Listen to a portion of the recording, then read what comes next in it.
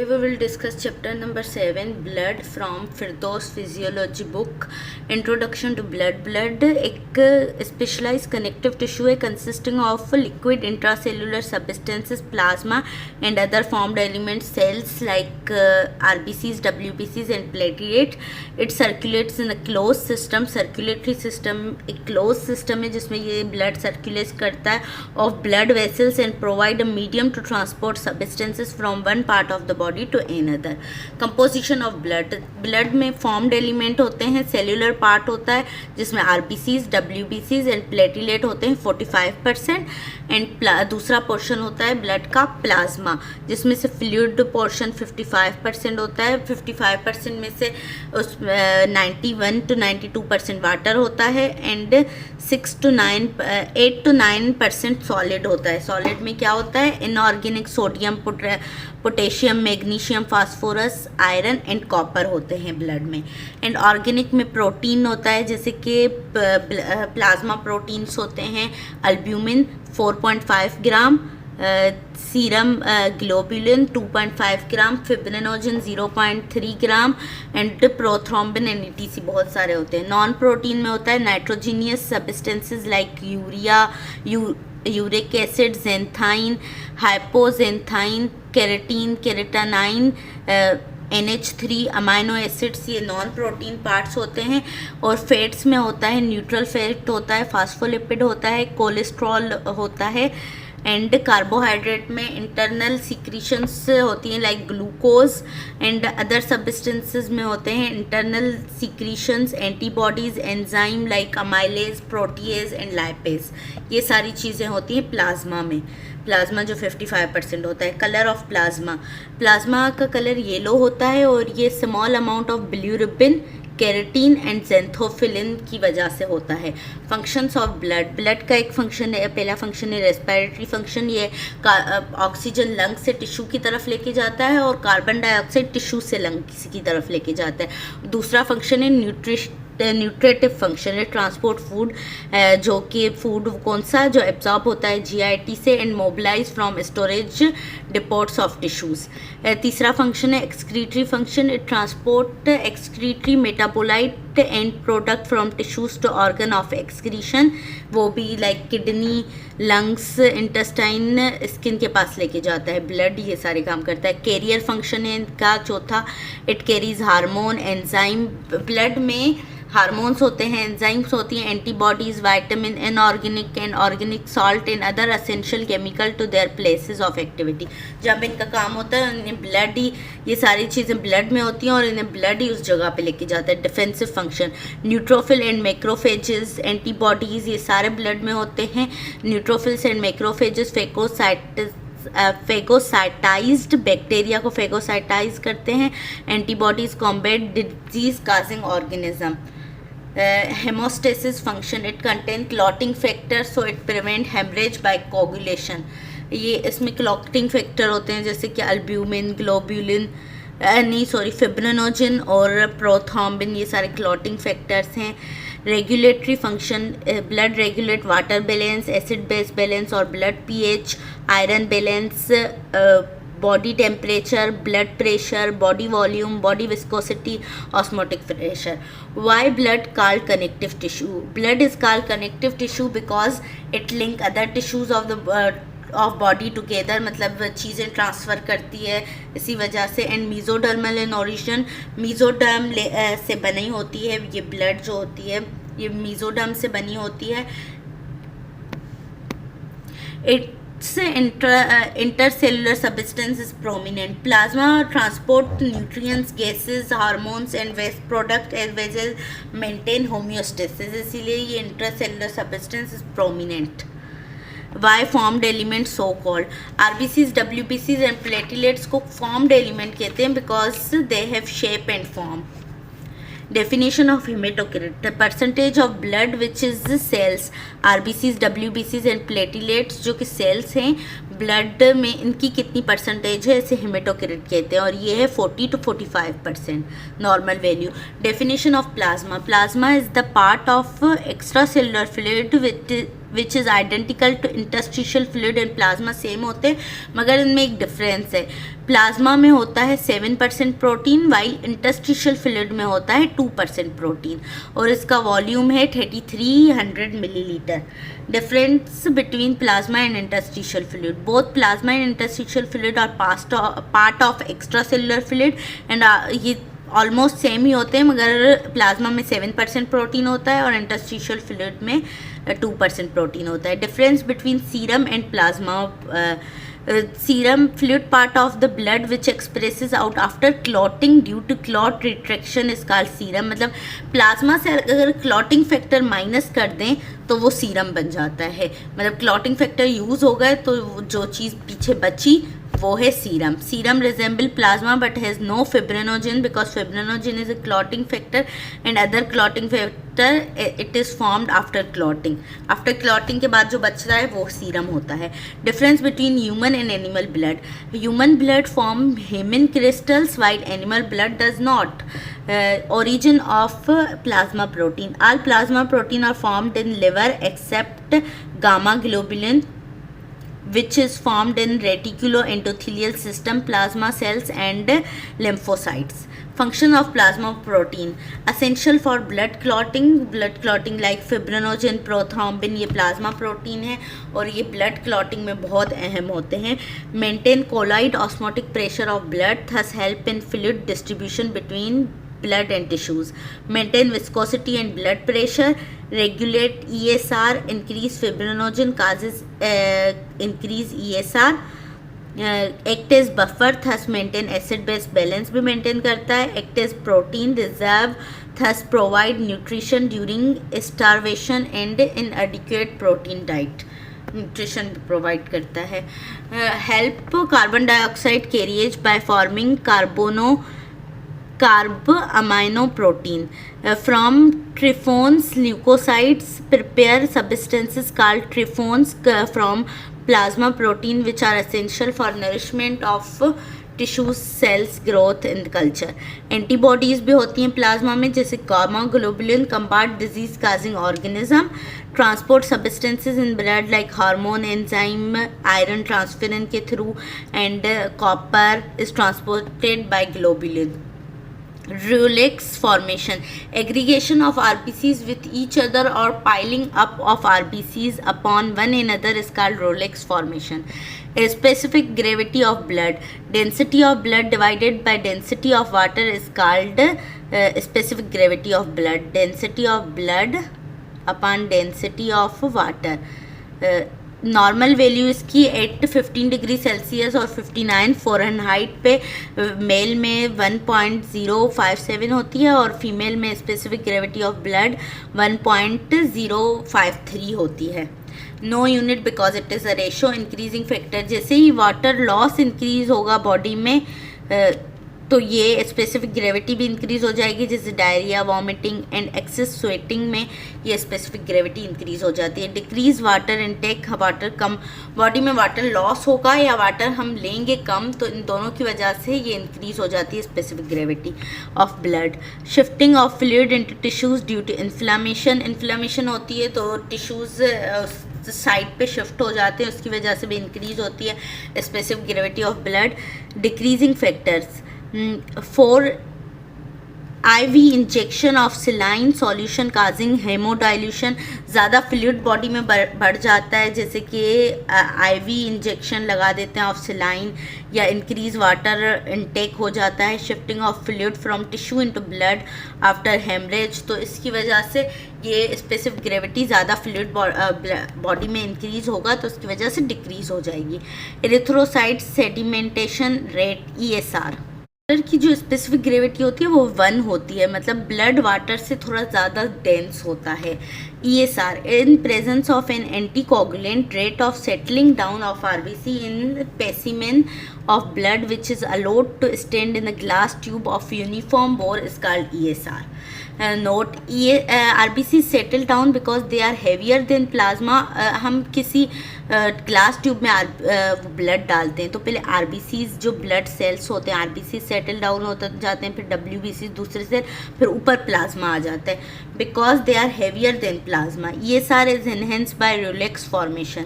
Reading of ESR, high of supernatant fluid in mm separated out at top of vertical column of blood after 1 hour is noted. That gives reading of ESR. So if reading is more, RBCs have settled down and vice versa. Methods ये इसके Winthrop, Westridge, Cutler methods हैं इसके. इसमें not so important. Difference in ये याद करें ना करें इम्पोर्टेंट नहीं है. Difference in ESR of male and female. In male reading of ESR is less because height of supernatant fluid is less but actual rate of RBC settling down is more because RBCs are more in male. Male में ज़्यादा होते हैं RBCs. In female reading of ESR is more. Male में ESR की reading कम होती है, female में ज़्यादा होती है. याद रखनी की चीज़ है because height of the supernatant fluid is more but actual rate of RBC settling down is less because female में RBCs के नंबर लेस होते हैं. Increasing factor, increase oxygen, increase cholesterol, increase alpha globulin, increase fibrinogen because it favors relax formation, acute infection due to protein that enter plasma from site of infection. Decreasing factor, increase carbon dioxide, increase lecithin, increase albumin, increase nucleoprotein. Physiological variation, lowest in newborn में कम होती है. Increase in pregnancy after 3 months due to fibrinogen formation, increase in old age. Diagnosis और value of ESR, increase ESR increase indicate some disease. अगर ESR increase है तो मतलब है बॉडी में कोई डिजीज़ है. Differentiate between organic and functional disorder. In functional disorder ESR is normal and in organic disorders ESR की वैल्यू इंक्रीज होगी. It indicate progress of disease. Blood की pH है 7.4 एवरेज. रेंज इसकी 7.35 to 7.45, नॉट लोअर देन 6.8 और more than 7.8. ये इससे कम होगी तो डिजीज़, इससे ज़्यादा होगी तो मसला है, अब नॉर्मल है. pH ऑफ RBC, RBC की pH RBC लेस अल्कलाइन है, 7.1 pH है इसकी. Blood volume, total volume of blood in circulation and in blood stores is called blood volume. 90 ml per kg of body fit. 5 litre blood average में इनका जो wait होता है 70 kg, उसके लिहाज से 5 लीटर ब्लड होता है बॉडी में. फिजियोलॉजिकल वेरिएशंस, एज के हिसाब से चेंज होता है, वो सेक्स के हिसाब से फीमेल मेल में वॉल्यूम चेंज होता है, प्रेगनेंसी में चेंज होता है. Exercise, posture, body pressure, altitude, physique, इन सब की वजह से वो चेंज हो मतलब वेरिएशन आ सकती है. Method of measurement, direct method, indirect method. Indirect में dye method, radioactive method. Not so important, ये मेथड ज़्यादा इम्पोर्टेंट नहीं है. मेरो इज सेलुलोवेस्कुलर टिश्यू है, एक occupied medullary cavities and cancellous spaces of bones. ये 2 तरह के बोन मेरो होते हैं. एक रेड बोन मेरो जो कि active RBCs are actively manufactured here यहाँ पे बनते हैं रेड बोन मेरो में. येलो बोन मेरो ये इनएक्टिव होता है, consisting of fat little reticular tissue with blood vessels. RBCs are not actively manufactured here. Yellow bone marrow can form RBCs. Urgent need में येलो बोन मेरो भी RBCs form कर सकता है. और हाइपोक्सिया में जहाँ पे टिश्यूज़ को कम ऑक्सीजन पहुँच रही है उसमें येलो बोन मेरो मतलब RBCs की ज़्यादा नीड है. ज़्यादा RBC बनेंगे तो ज़्यादा ऑक्सीजन कैरी करेंगे, इसकी वजह से हाइपोक्सिया में येलो बोन मेरो RBC बना सकता है. एक्सट्रीम नीड ऑफ RBC, इन तीनों urgent need, hypoxia, extreme need of RBCs, इन तीनों कंडीशन में येलो बोन मेरो भी RBCs बना सकता है. Function of bone marrow, marrow. Hematopoietic function produce RBCs, WBCs and platelet. Pluripotent haematopoietic cells होते हैं bone marrow में, जो कि आगे चल के RBCs, WBCs एंड प्लेटिलेट बनाते हैं. Erythroclasia, destruction of RBCs by macrophages of bone marrow. Storage function stores iron in the form of ferritin and haemosiderin की फॉर्म में आयरन स्टोर करता है बोन मेरो. रेटिकुलो एंडोथीलियल फंक्शन होते हैं इसके, इम्यूनोलॉजिकल फंक्शन होते हैं, ऑस्टियोजेनिक फंक्शन होते हैं बोन मेरो के. ये सारे इसके फंक्शंस हैं. एंड पॉलीसाइथीमिया, आरबीसीज को एरिथ्रोसाइट्स भी कहते हैं. इनका काउंट मेल में 52 लाख होता है ±3 लाख, फीमेल में 47 लाख होता है ±3 लाख रेंज होती है इसकी. Why increase in males, males में इंक्रीज क्यों होता है? टेस्टोस्टेरोन, मेल में टेस्टोस्टेरोन एक हार्मोन होता है जिसकी वजह से मेटाबॉलिज्म इंक्रीज होता है, और मेटाबॉलिज्म जब इंक्रीज होता है तो ऑक्सीजन कंजप्शन इंक्रीज हो जाती है, जिसकी वजह से कंडीशन को कहते हैं हाइपोक्सिया, जिसकी वजह से इंक्रीज इरिथ्रोपोइटिन हो जाती है, जिसकी वजह से इंक्रीज आरबीसी काउंट हो जाता है. Variation in RBC count, high altitude पे आरबीसी काउंट इंक्रीज हो जाता है बिकॉज ऑक्सीजन कंजप्शन इंक्रीज हो जाती है, जैसे कि हाइपोक्सिया.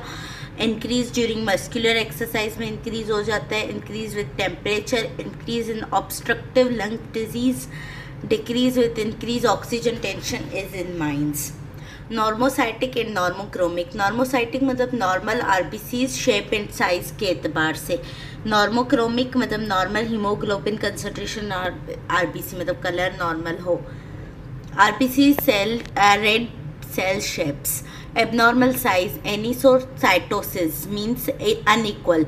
साइज के एतबार से अगर अनइक्वल की बात करें तो उन्हें कहेंगे एनिसोसाइटोसिस, और अगर शेप के एतबार से एबनॉर्मल की बात करें तो पोइकिलोसाइटोसिस इसको कहेंगे. Various shapes. Elliptocytes may be seen in hereditary elliptocytosis. Spherocytes result from decreased RBC membrane, may be seen as in hereditary spherocytosis, autoimmune hemolytic anemia. Target cells result from increased RBC membrane increase हो जाती है, may be seen in hemoglobinopathies, thalassemia and liver disease. Acanthocytes have irregular spicules on their surface, मतलब कांटे होते हैं irregular इनकी surface पे. Numerous acanthocytes can be seen as in abetalipoproteinemia, ये एक disease है. Echinocytes or Burr cells have smooth undulations on their surface. They may be seen in uremia or more commonly as an artifact. Schistocytes are RBC fragments. Helmet cells are a type of schistocytes. Can be seen as microangiopathy, hemolytic anemia or traumatic hemolysis. Bite cells are RBCs with bites of cytoplasm. Cytoplasm की bytes remove होते हैं, bite shape के वो हो जाते हैं, मतलब थोड़ा सा साइटोप्लाज्म रिमूव कर देते हैं. Splenic macrophages bite cell can be seen in G6PD deficiency, इसमें ये देखे जा सकते हैं. Tear drop cells dacrocytes may be seen in thalassaemia and myelofibrosis. Sickle cells Pinocytes are seen in sickle cell anemia. Rolex stack of coins refer to RBCs lining up in a row. Rolex are characteristic of multiple myeloma. Red cell inclusions.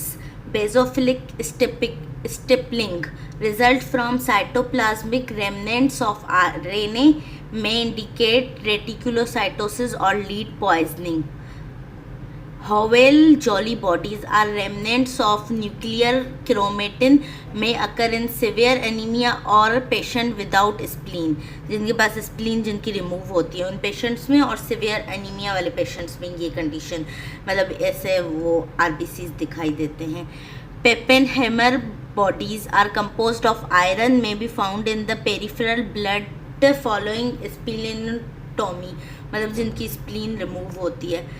Ring sideroblasts have iron trapped abnormal in mitochondria, forming a ring around nucleus can be seen in sideroblastic anemia.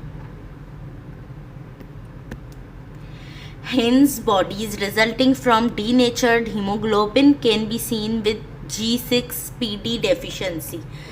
Shape and size of RBCs. RBCs biconcave disc like होते हैं जिनका diameter 7.5 micron होता है.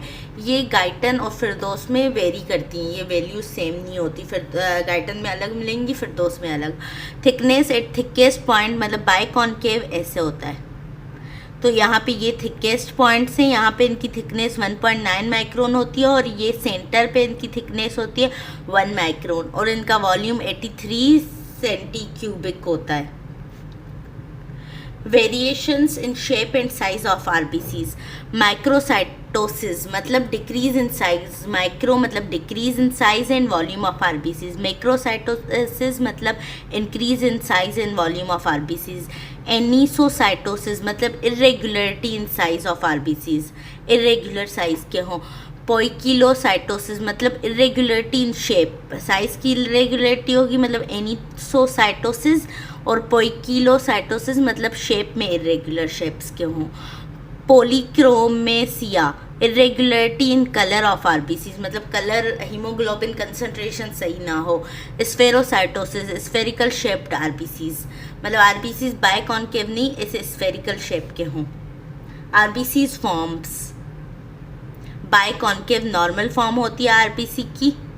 बायकॉन्केव shape RBCs का surface area बढ़ाता है जो oxygen और कार्बन डाइऑक्साइड की एफिशिएंट गैस एक्सचेंज में मददगार होता है. ये शेप उन्हें छोटी कैपिलरीज से गुजरने मतलब मूव करने में मदद करता है, इसीलिए बायकॉन्केव नॉर्मली आरबीसीज का शेप होता है. स्फेरोसाइटोसाइट्स ये मतलब आरबीसीज स्फेरिकल शेप में होते हैं, ये एबनॉर्मल होते हैं स्फेरिकल शेप में, और ये देखा जा सकता है हेरिडिटी स्फेरोसाइटोसिस या ऑटो इम्यून हेमोलाइसिस में.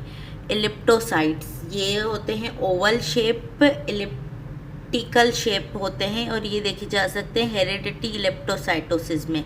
Micro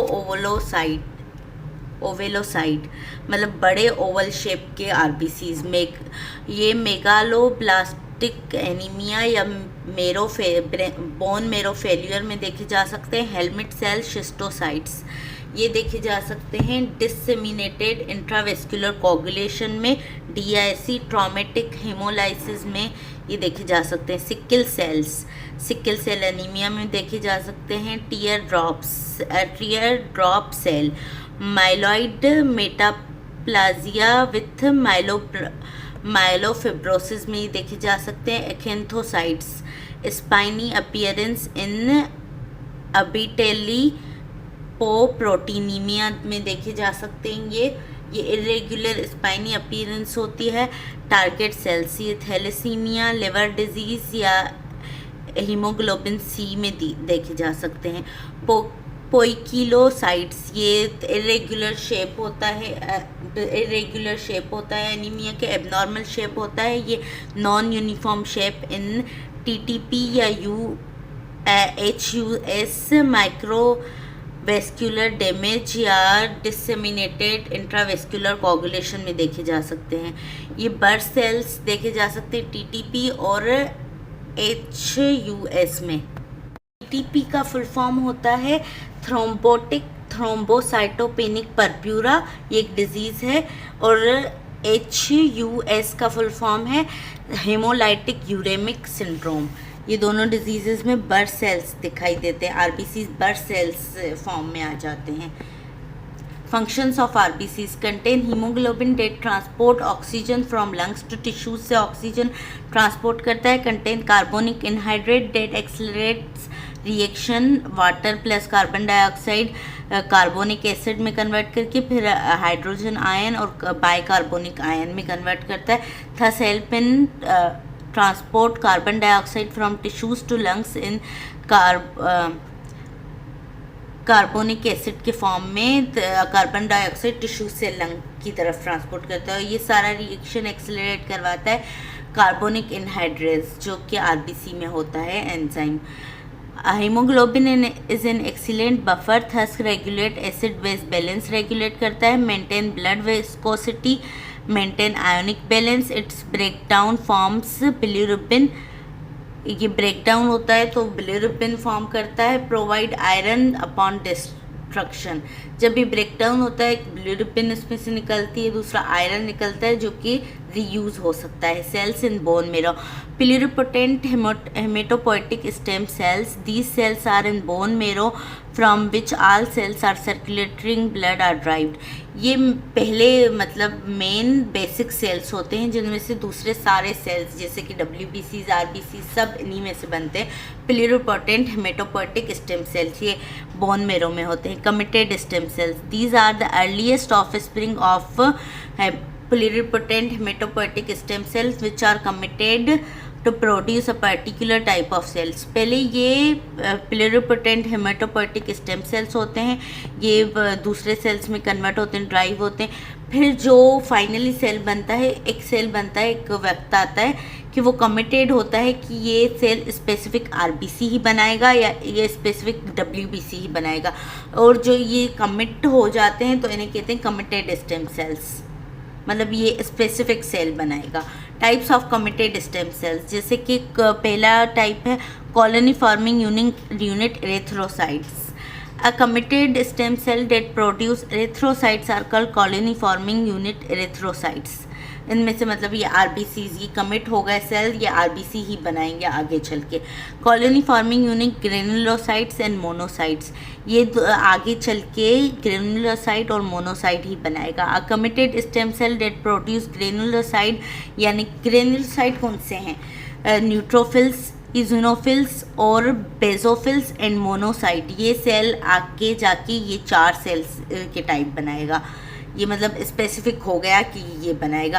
pluripotent stem cell specific नहीं होते, वो ये सारे बना सकते हैं, मगर जब ये स्पेसिफिक हो जाता है तो इसे कमिटेड स्टेम सेल कहते हैं। तीसरा है colony forming unit megakaryocytes, मतलब ये बनाएगा मेगा कैरियोसाइट्स बनाएंगे। A committed stem cells that produce megakaryocytes is called colony forming unit megakaryocytes. मतलब मेगा कैरियोसाइट्स मतलब ये आगे चल के बनाएंगे प्लेटिलेट्स।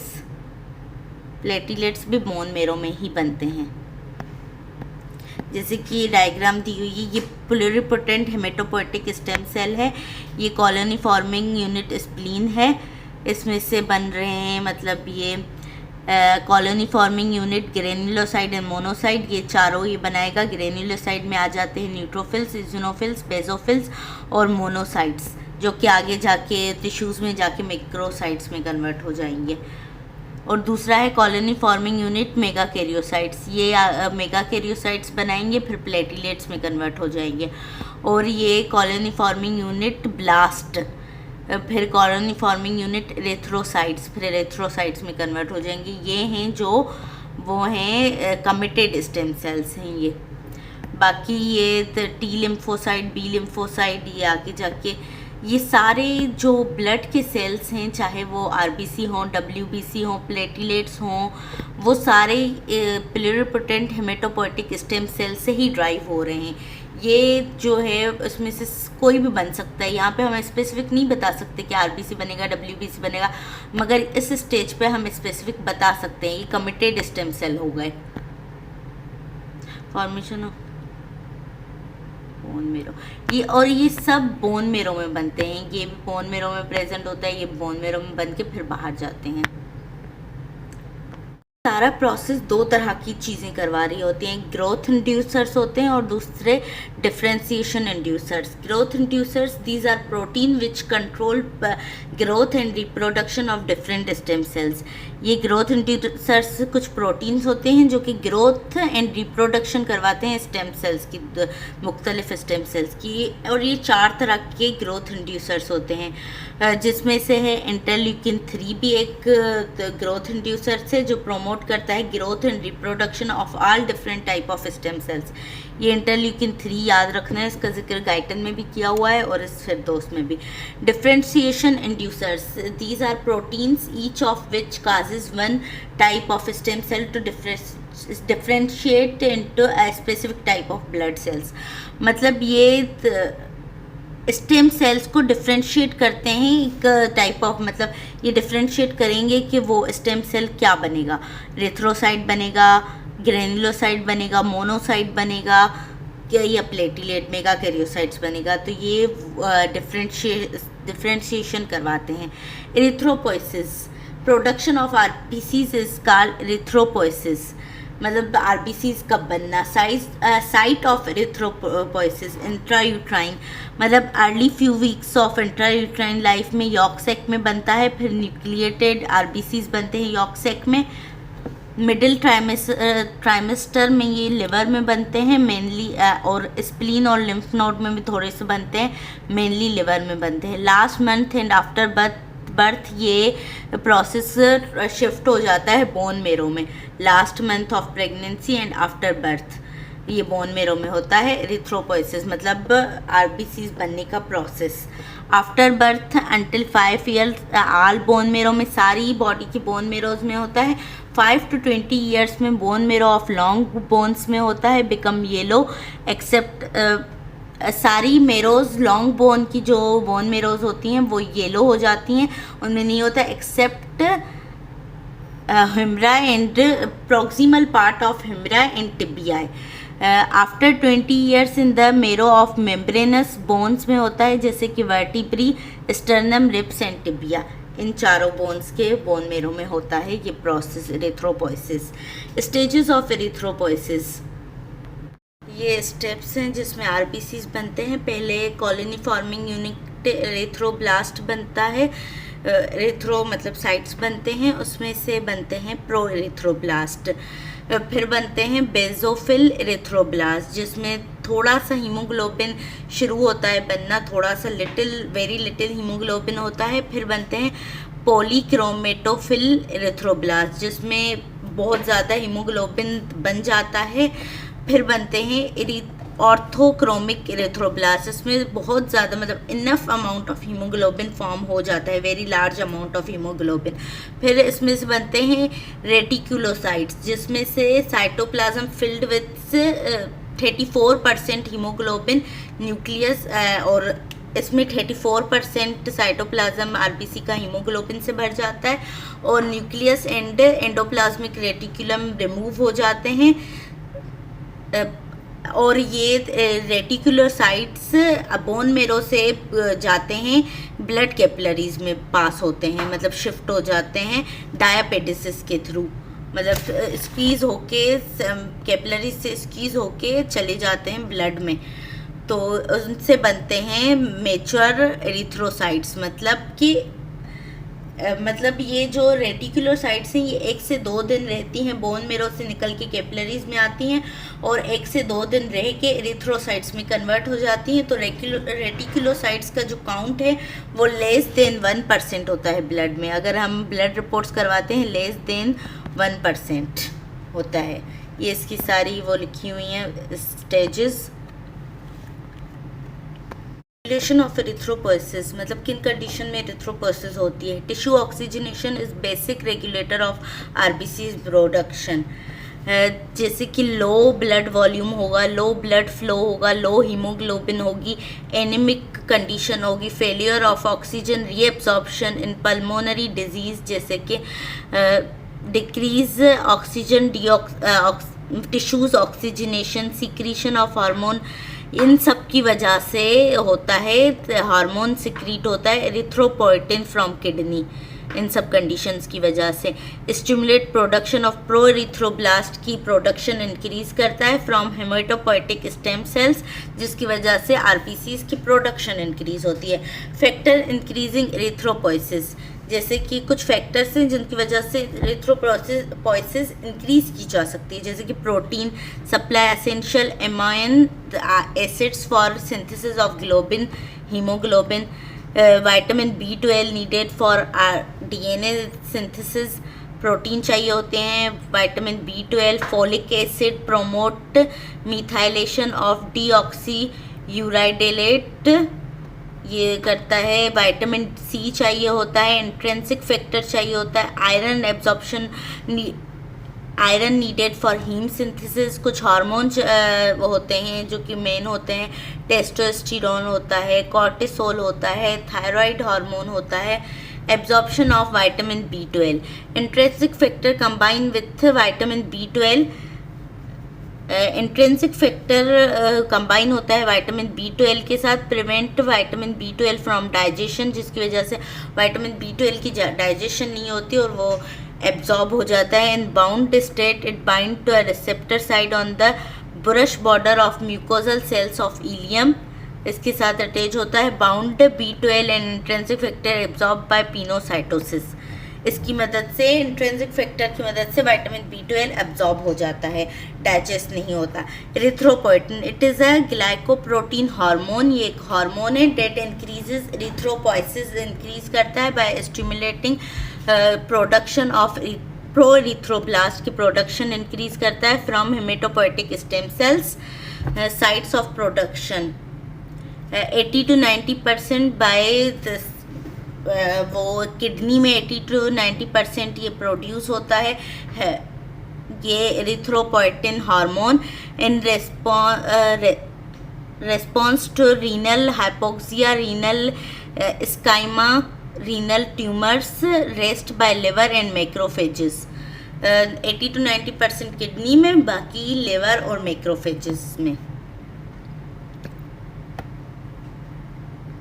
तो जैसे ही टिश्यू ऑक्सीजनेशन डिक्रीज होती है तो ये स्टिमुलेट करता है किडनी को ताकि वो एरिथ्रोपोइटिन रिलीज़ करे, जिसकी वजह से हेमेटोपोइटिक स्टेम सेल से ज़्यादा प्रो एरिथ्रोब्लास्ट बने।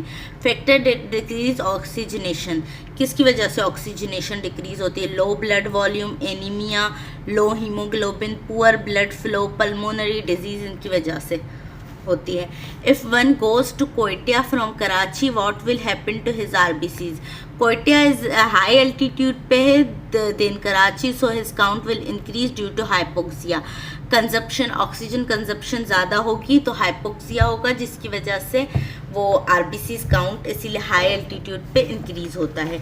RBCs have no nucleus, how they are alive? Although RBC have no nucleus, mitochondria, and yet they have enzymes of glycolysis and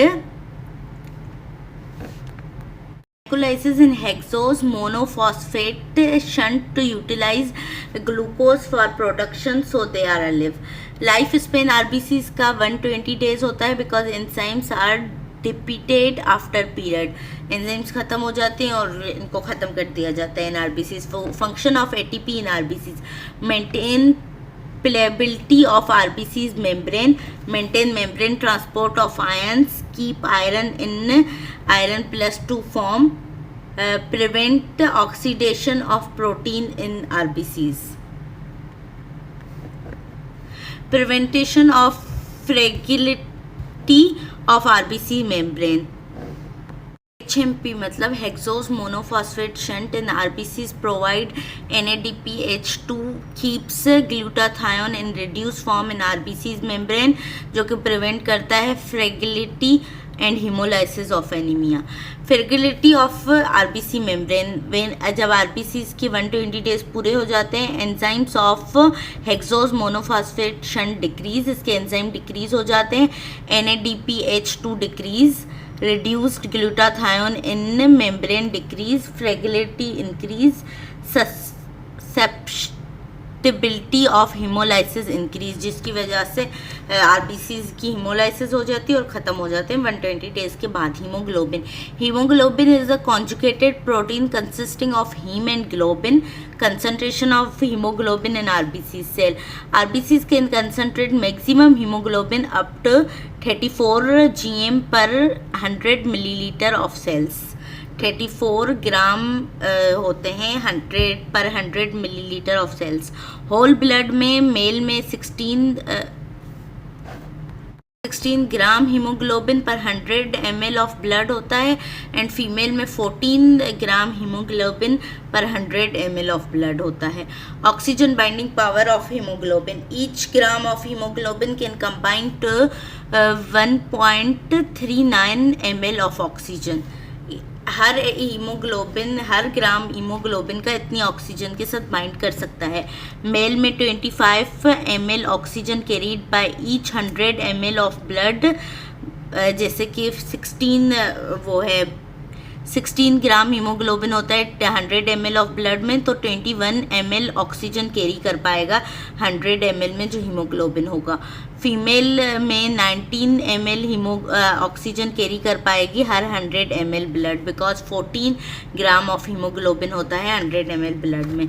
formation of haemoglobin site, most step occur in mitochondria, जो कि पहले होता है, बाद में पहले RBC में mitochondria होता है, बाद में रिमूव हो जाता है, तो पहले हीमोग्लोबिन माइटोकॉन्ड्रिया में बन जाता है.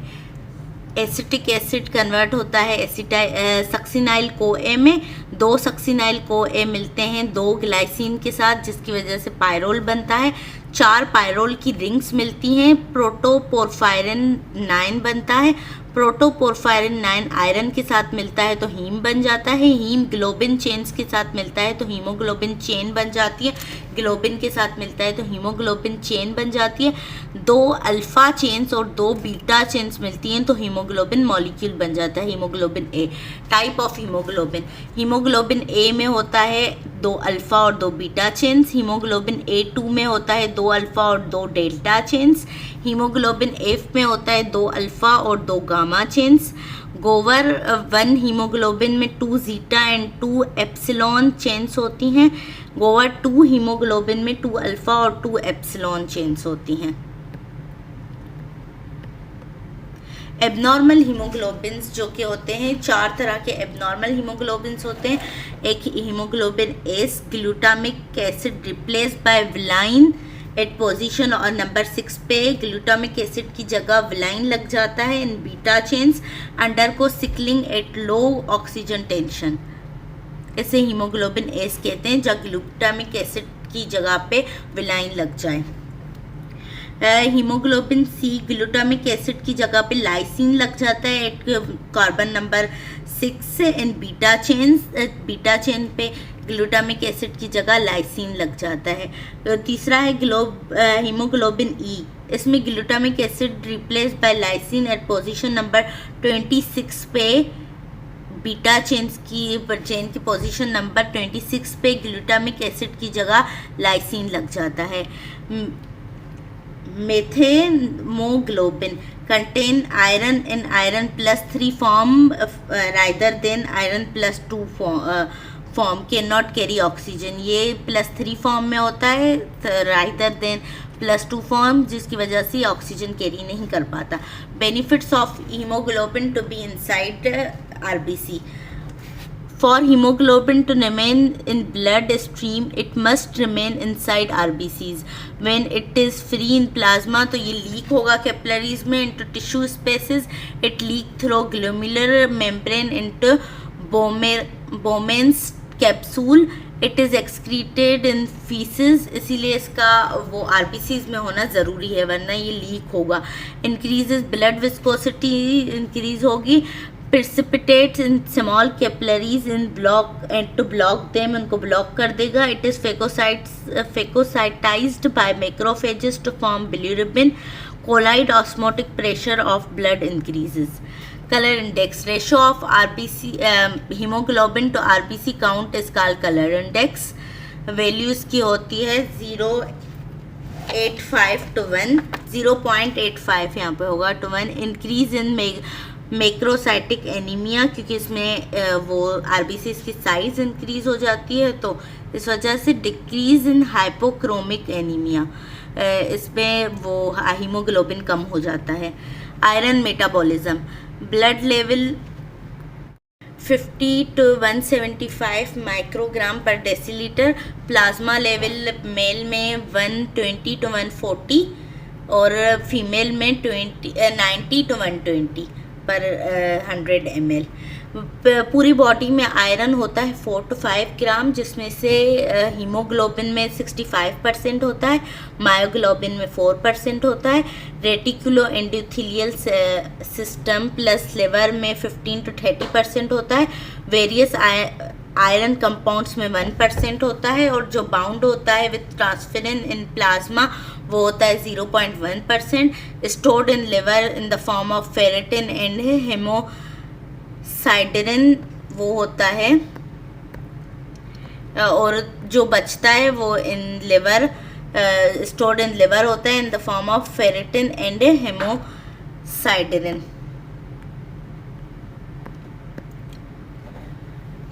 आयरन कंटेनिंग कंपाउंड्स, आयरन किन किन कंपाउंड्स में होता है? Haemoglobin, myoglobin, cytochrome, cytochromic oxidase, peroxidase, catalase, इन सब में आयरन होता है। ये आयरन कंटेनिंग कंपाउंड्स हैं। Absorption of iron, iron in diet is in the form of haemoglobin and myoglobin. Small portions of these compound are absorb by pinocytosis, जैसे कि मैंने बताया था आयरन पिनोसाइटोसिस के थ्रू एब्जॉर्ब होता है intestinal mucosal cells where they are digested by lysosomes and iron is released to transferrin के साथ कंबाइन हो जाता है। Transport of iron, after absorption iron binds with apotransferrin, a beta globulin form in liver to form transferrin which transport iron in blood. मतलब ये एपोट्रांसफेरिन के साथ bind होता है तो एपोट्रांसफेरिन कन्वर्ट हो जाता है ट्रांसफेरिन में। Storage of iron, excess iron combine with apoferritin to form ferritin which is stored specially in liver cells. Ferritin वो आयरन के साथ कंबाइन होकर लिवर में स्टोर कर देती है आयरन को। Small quantities of iron are stored in insoluble form called hemosiderin when apoferritin pool is saturated. जब सारे एपोफेरेटिन जो कि लिवर में थे वो सारे सेचुरेट हो जाते हैं तो आयरन थोड़ा सा क्वांटिटी में स्टोर हो जाता है इनसॉल्युबल फॉर्म में, हेमोसाइडरिन की फॉर्म में स्टोर हो जाता है बाकी का आयरन। साइट्रोसिस मतलब बॉडी में आयरन का ज़्यादा जमा होना, मतलब हीमोसाइड्रिन की फॉर्म में आयरन मुख्तलिफ पार्ट्स ऑफ बॉडी में जमा होना। It is a disease due to the excess iron stores with tissue damage. ये दो तरह के होते हैं, हेपेटिक हेमोसाइट्रोसिस और पल्मोनरी हेमोसाइट्रोसिस, मतलब लिवर में आयरन का जमा होना और लंग्स में आयरन का जमा होना हेमोसाइड्रिन की फॉर्म में। डेली आयरन का लॉस मेल में 1 mg होता है मिलीग्राम, थ्रोफिसिस ये लॉस होता है, तो मतलब आयरन लॉस होता है 1 mg थ्रोफिसिस, एंड फीमेल में 2 mg इंटरफिसिस एंड मेंस्ट्रुअल ब्लड जो वुमेन में लॉस होती है उसकी वजह से वुमेन में ज़्यादा वो फीमेल में ज़्यादा वो लॉस होता है iron. Regulation of total body iron, total body iron is regulated by altering rate of iron absorption. If more iron is present rate of absorption is decrease, if less iron is present rate of absorption is increase. Destruction of RBCs, when RBCs have lived their life span 120 days उनके पूरे हो जाते हैं, they become very fragile, they rupture while passing through tight spots of circulation और red pulp of spleen, spleen में ये destroy हो जाते हैं वहाँ से गुजरते हुए। Hemolysis, rupture of RBC with release of hemoglobin, इसका हीमोलाइसिस RBC का rupture. Destruction of hemoglobin, after hemolysis hemoglobin is released from RBCs, hemoglobin is phagocytized by macrophages, hemoglobin break up into heme and globin में break हो जाती है, globin enters protein metabolism, heme is break down into iron and porphyrin, और iron वापस reabsorb हो जाता है use होने के लिए। Iron is release from macrophages into blood and it's transported by transferrin जो कि प्लाज्मा में होता है to bone marrow for production of new RBCs and to liver and other tissues for storage ferritin, store भी होता है दूसरे RBCs में भी यूज़ भी हो जाता है। Porphyrin is converted bye macrophages into bilirubin, यहाँ से हीम से बना था आयरन और प्रोफायरन, आयरन यूज़ हो गया, प्रोफायरन बिलीरुबिन में कन्वर्ट हो गया। Bilirubin is release from macrophages into blood and is taking to liver and is secreted into bile के ज़रिए सीक्रेट हो जाता है। एंड ये जो ब्रेकडाउन होती है तो ये सारी जो रिलीज़ हो रही हैं चीज़ें, हीमोग्लोबिन, ये सब मैक्रोफेज में रिलीज़ हो रही हैं। फिर आयरन मैक्रोफेज से जिससे बाहर आ रहा है या बिलीरुबिन बाहर आ रहा है। Jaundice, yellow discoloration of tissue due to high blood bilirubin level is called jaundice. Blood में बिलीरुबिन की लेवल हाई हो जाती है तो येलोइश टिश्यूज़ हो जाते हैं, येलोइश कलर हो जाता है, येलो डिसलोकेशन ऑफ टिश्यूज़ हो जाती है, जिसकी वजह से जिसे कहते हैं जॉइंडस। टाइप प्री हेपेटिक और हेमोलाइटिक जॉइंडस होता है, हेपेटिक होता है, पोस्ट हेपेटिक और ऑब्स्ट्रक्टिव होता है। एनीमिया, डिक्रीज आरबीसी काउंट कम हो गया है या decrease haemoglobin level in RBC below normal is called anaemia. या तो आरबीसीज के नंबर ऑफ आरबीसीज कम हो गए या उनमें जो हीमोग्लोबिन है वो कम है। Types of anemia, blood loss anemia. In this type of anemia, RBCs are small sized, RBCs छोटे होते हैं, contain less amount of hemoglobin, छोटे होंगे तो हीमोग्लोबिन भी कम आएगा। Causes chronic blood loss like hemorrhage, person can not absorb enough iron from GIT to form hemoglobin as rapidly it is loss. Blood loss हो रहा है तो उसमें आयरन भी, RBCs लॉस हो रहे हैं, उनमें जो आयरन था वो लॉस हो रहा है, तो बॉडी इतना आयरन एब्जॉर्ब नहीं कर रही GIT से जितना कि ब्लड लॉस के थ्रू आयरन लॉस हो रहा है। So RBCs are small size and contain little haemoglobin बन रहा है दूसरे RBCs में। Aplastic anaemia, in this type of anaemia RBC count is decrease due to bone marrow aplasia और lack of functioning of bone marrow. Bone marrow, aplastic anaemia वो है जिसमें bone marrow सही से काम नहीं कर रहा, बोन मेरो फंक्शन अपना सही से परफॉर्म नहीं कर रहा, जिसकी वजह से RBC काउंट डिक्रीज हो रहा है, उसे कहेंगे एप्लास्टिक एनीमिया। और इसके काजेज हैं बोन मेरो एप्लेक्सिया और डिस्ट्रक्शन और बाय बोन मेरो का कोई पार्ट सही काम नहीं कर रहा, गामा रेज की वजह से, एक्सरेज, केमिकल या ड्रग्स की वजह से। Megaloblastic anaemia also called macrocytic maturation failure और पर्निशियस एनीमिया। मैक्रोसाइटिक मतलब लार्ज RBCs बन रहे हैं। In this type of anaemia erythroblast are large, RBCs large बन रहे हैं, and odd shaped called macroblast and mature RBCs called macrocyte. Hyper segmented 5 to 7 loops बन रहे हैं, मतलब ये बहुत ज़्यादा लार्ज RBCs बन रहे हैं। मतलब मैचुरेशन फेलियर, पर्निशियस एनीमिया, मतलब मैचुरेशन सही से नहीं हो रही, विटामिन B12 एब्जॉर्ब सही से नहीं हो रहा, जिसकी वजह इंट्रिंसिक फैक्टर सही से मतलब रिलीज़ नहीं हो रहा, जिसकी वजह से विटामिन B12 एब्जॉर्ब नहीं हो रहा और मैचुरेशन फेलियर हो रहा है।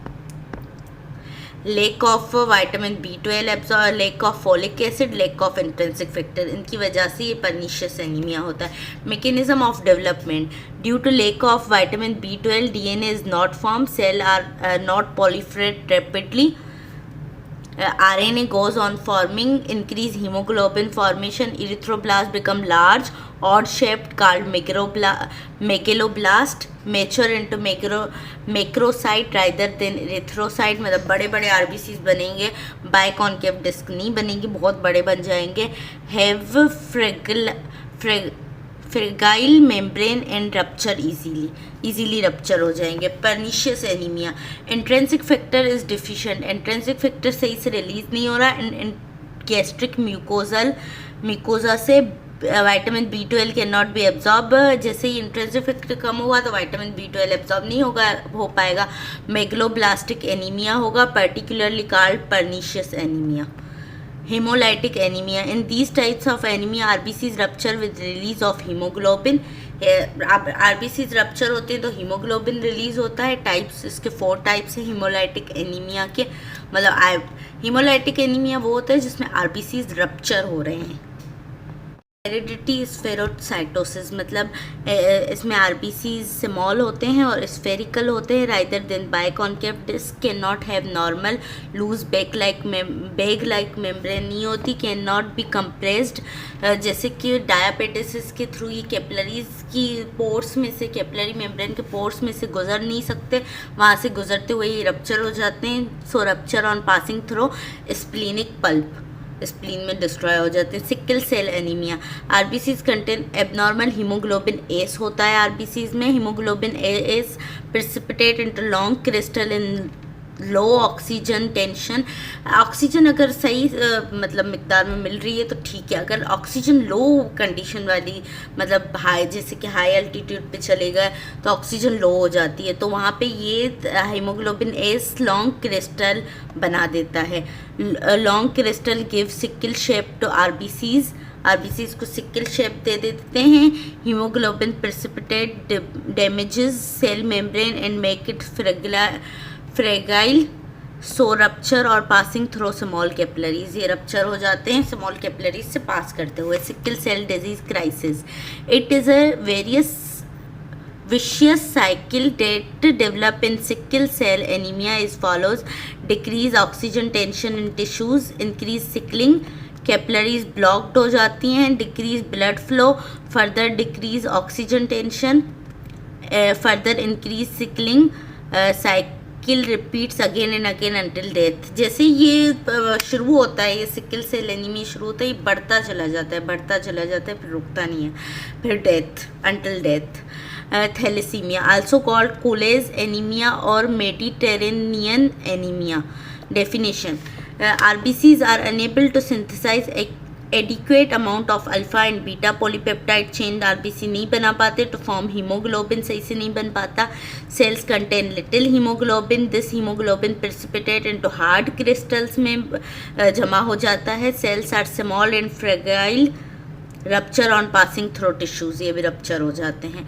Erythroblastosis fetalis, RBCs of foetus are RH positive होते हैं, while mother is RH negative होती है। मदर प्रोड्यूसेस, तो मदर जब RH नेगेटिव होगी तो उसमें बनेंगी RH पॉजिटिव एंटीबॉडीज़।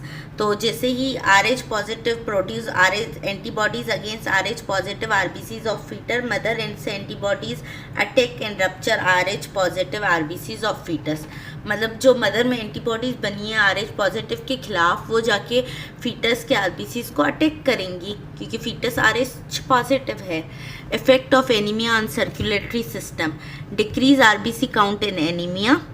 एनीमिया में आरबीसी का काउंट जैसे डिक्रीज होगा, ब्लड की विस्कोसिटी डिक्रीज हो जाएगी, तो डिक्रीज होगी peripheral resistance to blood flow decrease हो जाएगी, तो ये ब्लड थिन हो जाएगा और ज़्यादा से ज़्यादा वो हार्ट के पास जाएगा, तो इंक्रीज वीनस रिटर्न हो जाएगा, इंक्रीज कार्डिक आउटपुट हो जाएगा, इंक्रीज वर्कलोड ऑन हार्ट का वर्कलोड इंक्रीज हो जाएगा क्योंकि ब्लड कैपिलरीज डायलेट कर जाएंगी और ब्लड थिन है तो ज़्यादा तेज़ी से फ्लो करेगा ब्लड ज़्यादा वो ब्लड अगर विस्कोसिटी डिक्रीज़ कर रही है तो ब्लड ज़्यादा तेज़ी से फ्लो करेगा। हाइपोक्सिया इन एनीमिया, हाइपोक्सिया मतलब ऑक्सीजन सही से टिश्यूज़ के पास नहीं पहुंच रही। इन एनीमिया वेजोडाइलेशन होगी, डिक्रीज पेरिफेरल रेजिस्टेंस होगी, मतलब इंक्रीज वीनस रिटर्न होगा, ब्लड थिन हो जाएगी, इंक्रीज कार्डिक आउटपुट होगा, इंक्रीज वर्कलोड ऑन हार्ट का वर्कलोड। ऐसी कंडीशन में अगर एक्सरसाइज करते हैं ना, जब इंक्रीज वर्कलोड है तो एक्सरसाइज करने से ऑक्सीजन की कंजप्शन ज़्यादा इंक्रीज होती है और ज़्यादा वर्कलोड इंक्रीज होगा, तो मतलब इससे अक्यूट कार्डिक फेल्यूर हो सकता है। Polycythaemia, increase in RBC count is called polycythaemia. RBCs मतलब नॉर्मल से बढ़ जाए। टाइप्स दो तरह के पोलीसाइथीमिया होते हैं, एक सेकेंडरी पोलीसाइथीमिया और एरिथ्रोसाइटोसिस। मतलब ये वो है सेकेंडरी हाई, जैसे कि बॉडी किसी मतलब कोई कंडीशन आई है बॉडी में जिसकी वजह से उसे वो सही करने के लिए आरबीसीज का काउंट बढ़ाना पड़ रहा है, जैसे कि हाई एल्टीट्यूड और cardiac failure, tissue hypoxia, increase RBC production by bone marrow. RBC का काउंट बॉडी को इंक्रीज करना पड़ता है बॉडी को सही मतलब फंक्शनिंग के लिए। ये फिजियोलॉजिकल पॉलीसाइथीमिया है, मतलब ये ज़रूरी है बॉडी के लिए। It is a type of secondary polycythemia that occur in natives who lives in high altitude 14,000 to 17,000 feet, जो ऊपर रहते हैं उनमें ये नॉर्मली होता है। ये बहुत ज़रूरी है, ये फिजियोलॉजिकल पॉलीसाइथीमिया है। प्राइमरी पॉलीसाइथीमिया और पॉलीसाइथीमिया विरा और एरिथ्रीमिया, ट्यूमर इन बोन मेरो, जैसे कि ट्यूमर ये पैथोलॉजिक कंडीशन है, वो तो फिजियोलॉजिक थी, ये पैथोलॉजिक है, मतलब ये बीमारी है। पॉलीसाइथीमिया विरा, ट्यूमर इन बोन मेरो, जिसकी वजह से एक्सेस प्रोडक्शन ऑफ आरबीसी हो रही है, एबनॉर्मल है ये, इंक्रीज आरबीसी काउंट हो रहा है। Effect of polycythaemia on circulation, in polycythaemia RBC का काउंट इंक्रीज होगा, इंक्रीज विस्कोसिटी इंक्रीज होगी। जैसे विस्कोसिटी इंक्रीज होती है ब्लड थिक हो जाता है और फ्लो थोड़ा वो हो जाता है, कम हो जाता है, फ्लो मतलब स्लो हो जाता है, जिसकी वजह से डिक्रीज वीनस रिटर्न होगा। In polycythaemia increase blood volume increase होगा, जाहिर सी बात है आरबीसी काउंट इंक्रीज हो रहा है, इंक्रीज वीनस रिटर्न होगा। above two effect neutralize each other so cardiac output is almost normal। ये दोनों जो इफेक्ट है वो न्यूट्रलाइज कर लेंगे, इसलिए कार्डिक आउटपुट पे कोई असर नहीं पड़ेगा। Cyanosis in polycythaemia, blueness of skin is called cyanosis, मतलब जो स्किन के नीचे कैपिलरीज होती हैं उसके नीचे वो डीऑक्सीजनेटेड ब्लड क्रॉस करेगा, जिसकी वजह से स्किन का कलर ब्लूइश हो जाएगा। Skin colour depends on quality of blood in subpapillary venous plexuses, इसमें डीऑक्सीजनेटेड ब्लड पास करेगा तो ब्लूइश तो हो जाएगा colour. Mechanism in polycythaemia increase viscosity, decrease blood flow decrease होगा क्योंकि थिकनेस विस्कोसिटी इंक्रीज हो जाएगी। Haemoglobin deoxygenated before blood reaches subpapillary venous plexuses, deoxygenated blood यहाँ से गुजरेगा, blood reaches to subpapillary venous plexuses, blue colour of deoxygenated haemoglobin on skin, cyanosis होगी। Reticulocytosis, increase in number of reticulocytes in circulation, जो पहले मैं बता चुकी हूँ, जो 2 दिन के लिए बन रहे थे उसके बाद इनके बाद बनते हैं एरिथ्रोसाइट्स, ये रिलीज होते हैं कैपिलरीज में, इसके बाद बन जाते हैं मैच्योर होके बन जाते हैं erythrocytes. In circulation circulating blood from normal less than 1% to 3 to 5% is called reticulocytosis. Occurs when RBC production is extremely rapid, अगर ये बहुत ज़्यादा रैपिड हो जाएगी तो ये 3 to 5% इंक्रीज़ कर जाएंगे इनकी रेटिकुलोसाइट्स, तो इसे कहेंगे रेटिकुलोसाइटोसिस।